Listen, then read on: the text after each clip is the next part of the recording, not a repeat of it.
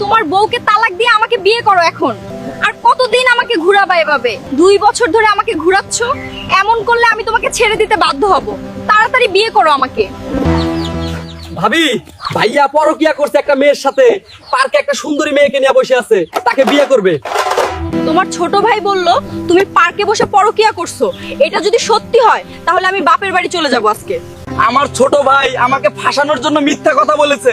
তুমি ওর কোনো কথা বিশ্বাস করো না জান পাখি।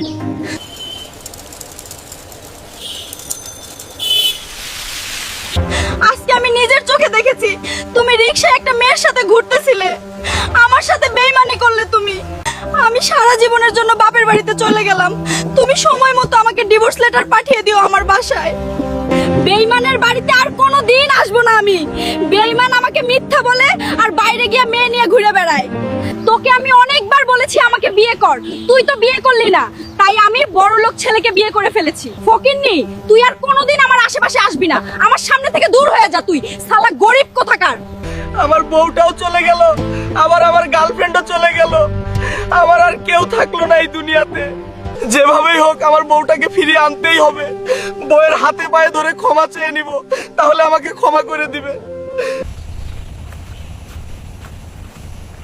জান পাখি, তুমি বাড়িতে চলো। আমি আর কোনোদিন অন্য মেয়ের সাথে কথা বলবো না। আমি এবার থেকে ভালো হয়ে যাব সোনা। আর কোনোদিন যদি অন্য মেয়ের সাথে কথা বলো তাহলে আমি সত্যি সত্যি তোমাকে ছেড়ে চলে আসবো চিরকালের জন্য। আমার শিক্ষা হয়ে গেছে, আর কোনোদিন আমি অন্য মেয়ের কাছে যাব না, তোমাকে কথা দিলাম।